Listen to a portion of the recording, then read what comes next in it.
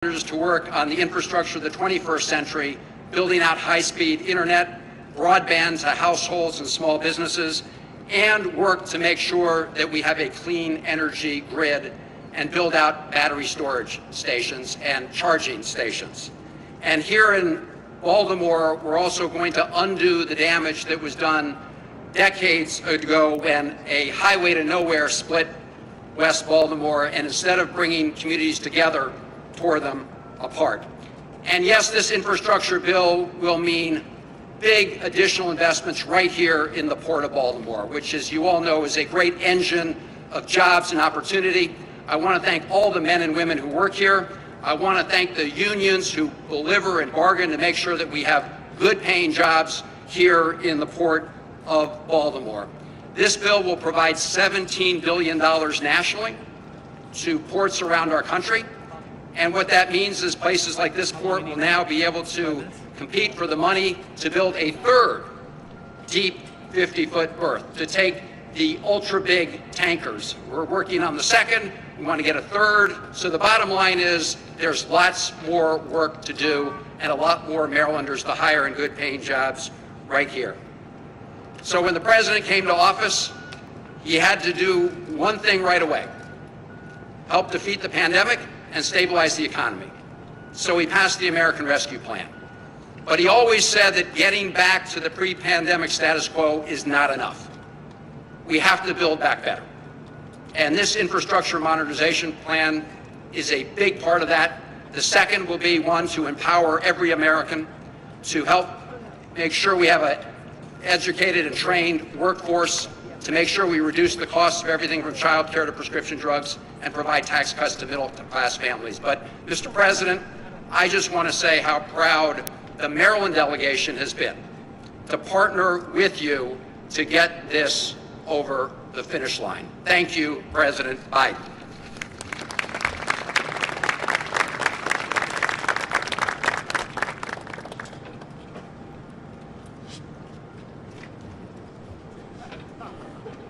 As you can see, we got a little bit out of order, but I want to welcome up a great colleague and partner, John Sarbanes.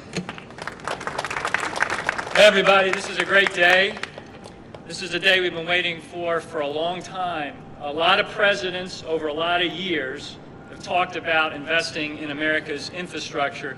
President Biden was the one who got it done. And we're very proud in Congress to have been working with him on this major set of investments.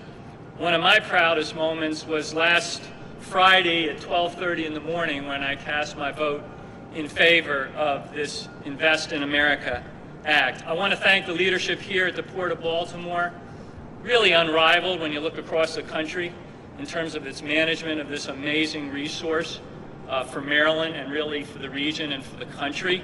I want to salute the workforce, the professionalism, the skills that this workforce brings every day to the job is something we can all be incredibly proud of, and certainly the Maryland delegation talks about it every chance we get. This infrastructure bill, as has been mentioned, is going to invest in roads, bridges, tunnels, ports like the Port of Baltimore, broadband, and other things that can lift us up, public transit, railroads. It is going to be transformational for the country. There's no question about that. And the person we have to thank for that is the person that we're welcoming here today, President Joseph Biden, for his leadership on this. So, President Biden, thank you for coming back to Baltimore, as was mentioned, for the second time in the last few weeks. Thank you for shining a light on this port that we're all so incredibly proud of, and we look forward to working with the President to continue to make these life-changing investments for the American people. With that, let me introduce an incredible champion of the Port of Baltimore, Dutch Rubersberg.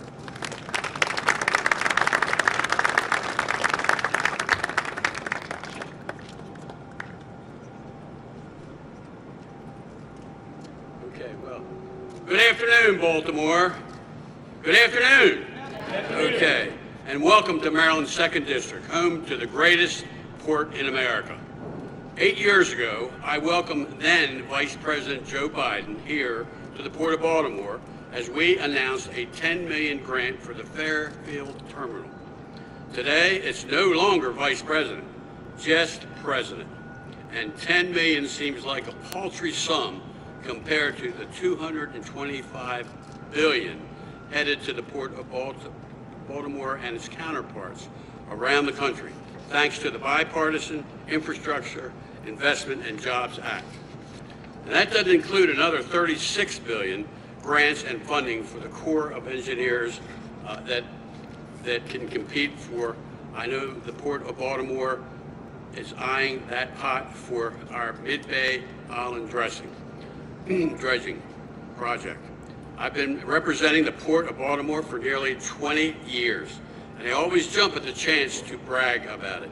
I'm so proud of what the port is achieving by investing in both technology and our union-backed workforce, as well as the private-public partnership that manages the port. The port is one of the largest job generators in the state of Maryland. Mr. President, your vision will make it even stronger. In Congress, I'm an appropriator, a steward of the taxpayers' money. It's a responsibility I take seriously, and as such, I'm always working to ensure we aren't just spending money, but we're investing in money. Clearly, rebuilding America's aging infrastructure is a safe investment. The return will be exponential. We're creating jobs, making our supply chains more resilient, and curbing inflation. I was proud to support the infrastructure deal in Congress without hesitation, and I look forward to supporting the rest of the Building Back Better agenda to keep Marylanders and our country moving forward. Thank you for being here. Now, I have the pleasure of introducing, who's going to help me? Well, thank you for being here, and anybody know who, what? In all seriousness, this is great. She's hooking me off the stage now. Okay, thanks. Thank you for being here. We've got a lot looking forward to. Baltimore is great, and our port is great, and we're moving forward together. Thank you.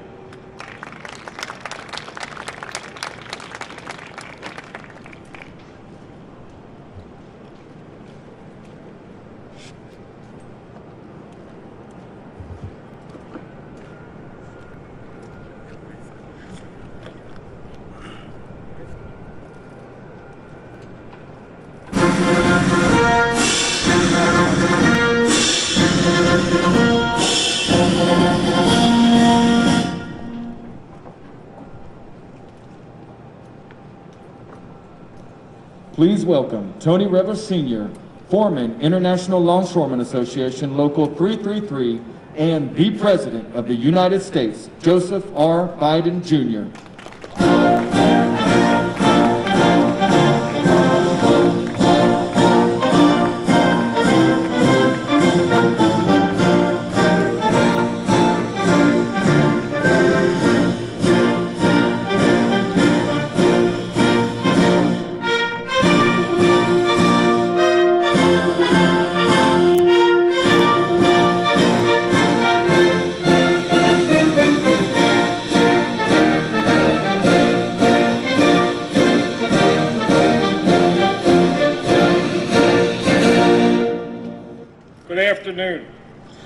My name is Tony Rebel Sr.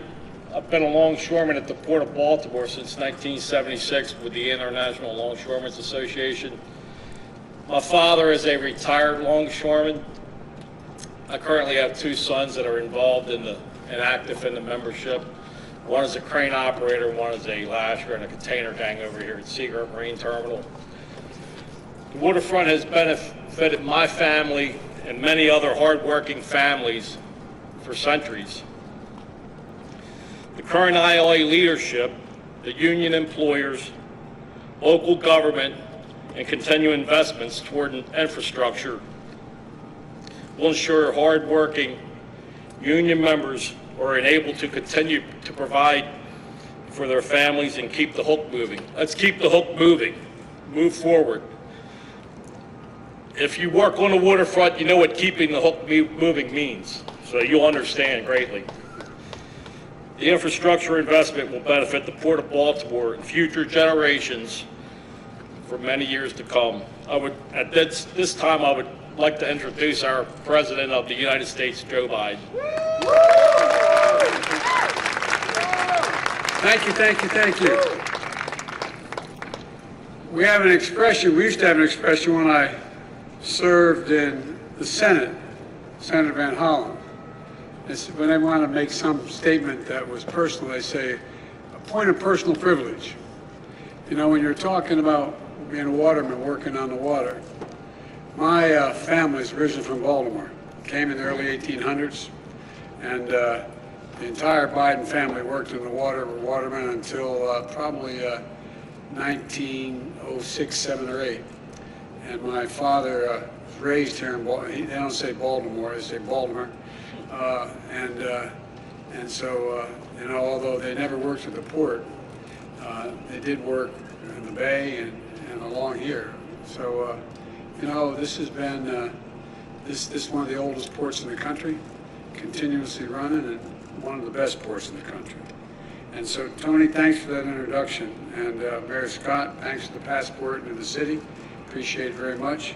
And I want to thank Governor Hogan for being here and members of the delegation. I want to start off with one of my best buddies, and I think one of the most effective people in the United States Senate, Chris Van Hollen. You need something, go to him, man. He knows how to get it done.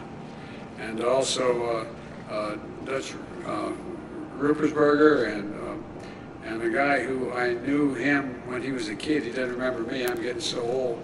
Knew his dad, Senator Sarbanes, and Congressman Sarbanes, Congressman Brown, and all this delegation. You got a first-rate delegation.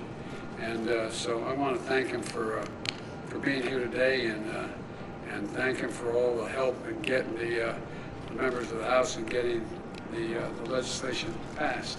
It's a big deal. It's going to make a big difference. The reason I started calling this Build Back Better is we're the only country in the world. We underestimate ourselves. We're sort of down on ourselves the last 10 years or so.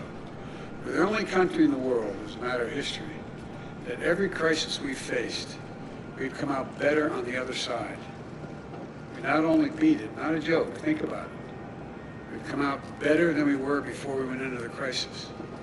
And the economic and political, as well as health crisis we found with COVID, I was determined when we got elected, we got to build it back better than it was, because the world's changing so rapidly, man. We got to keep up. We're in competition to determine whether or not we can still remain the most powerful economic force in the world. And today I'm here to talk about one of the most pressing economic concerns of the American people, and it's real, and that is getting prices down, number one. Number two, making sure our stores are fully stocked. And number three, getting a lot of people back to work while tracking and tackling these two above challenges I mentioned. Today's economic report showing unemployment continued to fall, but consumer prices remain too high. Tell us, the American people, in the midst of this economic crisis, the recovery is showing strong results, but not to them. They're still looking out there. Everything from a gallon of gas to a loaf of bread costs more, and it's worrisome, even though wages are going up. We still face challenges, and we have to tackle them. We have to tackle them head on. And on the good side, we're seeing the highest growth rate in decades, the fastest decrease in unemployment at this point ever since 1950. Jobs are up, wages are up, values are up, and savings are up. But we got problems too. Many people remain unsettled about the economy, and we all know why. They see higher prices. They go to the store online, and they can't, or they go to the store or go online, and they can't find what they always want and when they want it. And we're tracking these issues and trying to figure out how to tackle them head on. My administration, with the help of the folks on my left over here, has a plan to finish the job of getting us back to normal from the pandemic and having a stronger economy than we ever had before. Let me explain the part that the ports play, why they're so critically important. It starts with a piece of good news. Infrastructure Week has finally arrived. How many times you hear over the last 5 years, Infrastructure Week is coming? Yeah, Anyway, last week we took a monumental step forward as a nation. And we did something long overdue, and long talked about in Washington. but almost never actually done. The House of Representatives passed my Bipartisan Infrastructure Bill. Along with other plans that I'm advancing, this bill is going to reduce the cost of goods to consumers, businesses, and get people back to work, helping us build an economy from the bottom up and the middle out, where everybody's better off. You know, I'm tired of this trickle-down economy stuff. I come from Delaware, just across the line up here, and you know, we have more corporations in Delaware than every other nation in the state combined. And so I understand big business. The fact of the matter is, it's time they start paying their fair share. The fact is, you have 55 corporations last year that in fact made $40 billion, didn't pay a single penny in taxes. Nobody's gonna pay more. If you make less than 400 grand, you're not gonna pay anything more in taxes at all, period. Guaranteed, including gasoline tax, not gonna be additional from a federal government standpoint. And so look, this is a once-in-a-generation investment to create good-paying jobs, modernize infrastructure, turn the climate crisis into an opportunity. When I talk climate to other world leaders, I say, think one thing. We're dealing with climate, think jobs, good jobs, because that's how you beat the climate crisis. Put us on a path to win the economic competition of the 21st century. We face with China and the rest of the world. China's outspending us on research and development. China is outspending how these other countries are as well. And here's what I'm going to do. I'm going to create good-paying union jobs, not good job, not $12 an hour, not $15 an hour, 45 bucks an hour and up with good benefits, so you can raise a family on and build the middle class out. And jobs that cannot be outsourced. You can't outsource these jobs. And I'm going to transform our transportation system with the most significant investment in passenger rail in the past 50 years. In roads and bridges, the most significant investment in 70 years. And investments in public transit that we've done over the period. And it's going to modernize our ports with $17 billion in investment. $17 billion in investment. We're going to reduce congestion. We're going to address repair and maintenance backlogs, deploy state-of-the-art technologies, and make our ports cleaner and more efficient. And we're going to do the same with our airports and freight rail. We're going to create jobs replacing lead water pipes that are here in Maryland as well as every other state in the union that are poisoning our kids and others. We're going to make high-speed internet affordable and available to everywhere in America. Those of you who have kids in school, when we've been going this hybrid thing, some in class, some out of class, how many times, if you don't live in an area where you have high-speed internet you can afford, how many times you've driven your kids to the parking lot of McDonald's and sat there going off the McDonald's internet so you could hear? No, I'm not joking. Think of this, United States of America, for God's sake. So folks, we're going to build the first ever national network of electric vehicle charging stations all across the country. IBW is going to put in 500,000 charging stations across the country. And guess what? That's in the Recovery Act. That's in the Build Back Better bill, which is not going to raise taxes 1 single cent. It's totally paid for by making taxes work for people who make over 400 grand and just do their fair share. I'm a capitalist, man. You should be able to be a millionaire or billionaire if you can, but pay your fair share. Pay something along the line. I'm going to get America off the sidelines on manufacturing. Manufacturing of solar panels, wind turbines, batteries to store energy and power the electric vehicles, from school buses to automobiles. We're also going to make historic investments in environmental cleanup and remediation, rebuilding resilience against superstorms and droughts and wildfires and hurricanes. I traveled all over the country this year. You know, there's literally $99 billion in losses because of storms this year. $99 billion. You ever think you'd hear somebody stand up and say the Colorado River is being drained? You ever think you'd go out, more wildfires in the West than the entire, land lost, homes lost, to burn to the ground. I've flown over in Marine One, than the entire state of New Jersey, from the Cape all the way to New York. That's how much we've lost in America. So far. According to economic experts, this bill is going to ease inflationary pressures, lowering the cost of working families. 17 17 Nobel laureates in economics wrote a letter to me about 10 days ago saying this is going to bring inflation down, not up. But best of all, the vast majority of these jobs we're going to create don't require a college degree. Don't require it. This is the ultimate blue-collar blueprint to rebuild America. I'm not waiting to sign a bill to start improving the flow of goods from ships to shelves. Yesterday, I announced a port plan of action.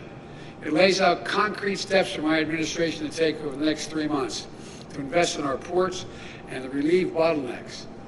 This builds on the progress we've already made. Last month, I reached a deal with two of the largest ports in America, the Port of Los Angeles and Long Beach.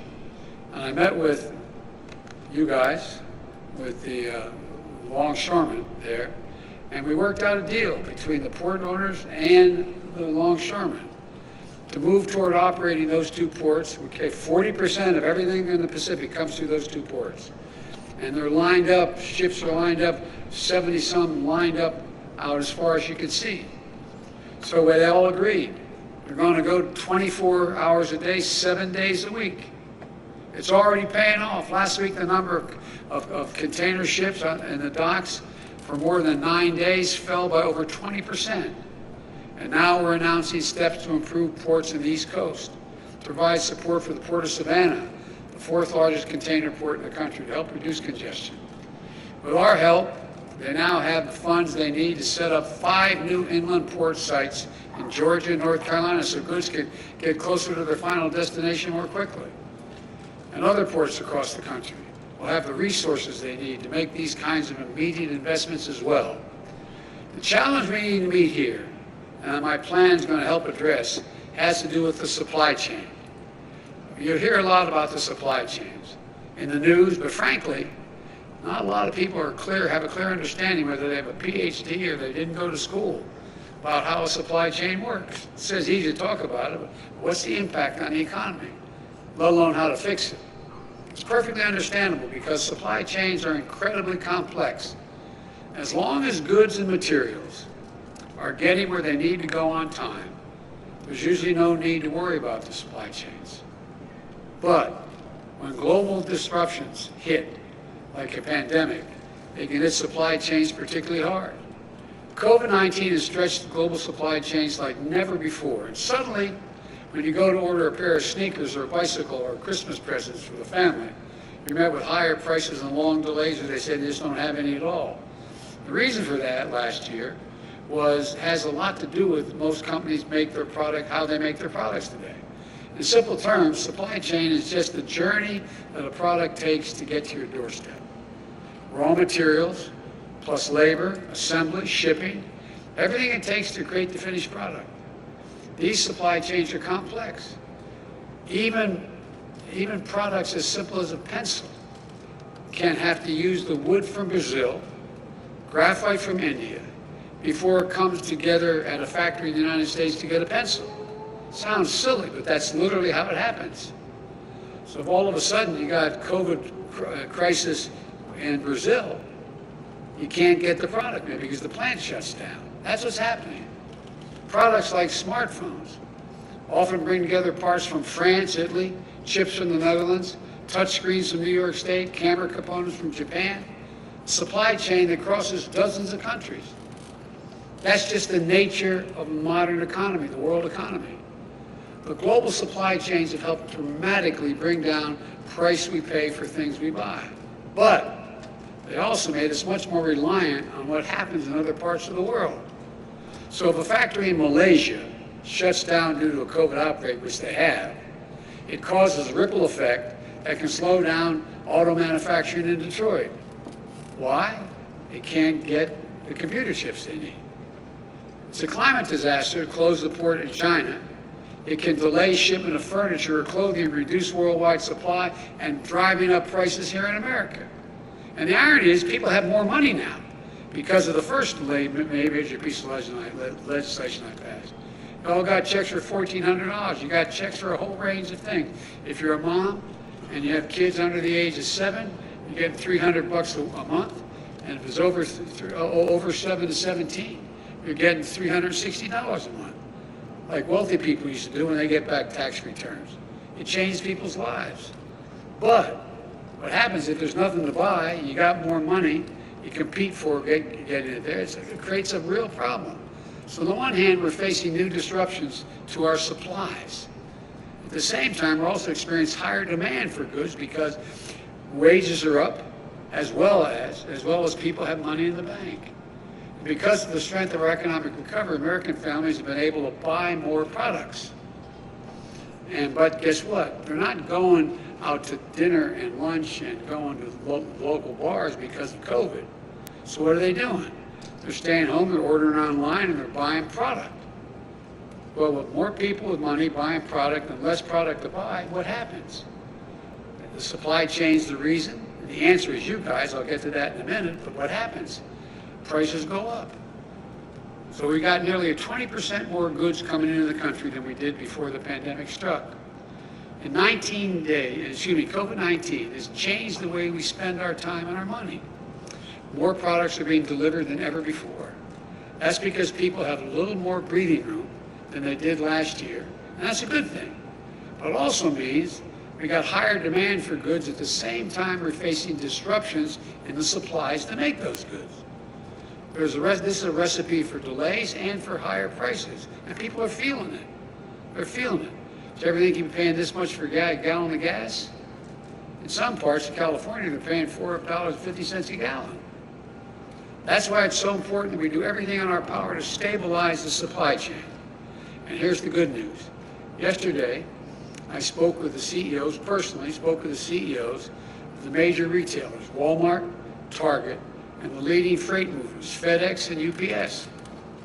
They assured me that the shelves will be stocked in stores this holiday because they signed on a 24/7 as well. They signed on a 24/7. And they provide more avenues. They're getting more of their containers off the ports quicker than ever before. There's a lot of stuff on the ports that was sitting around, staying there. Why? Because it no longer is the product they need at this moment.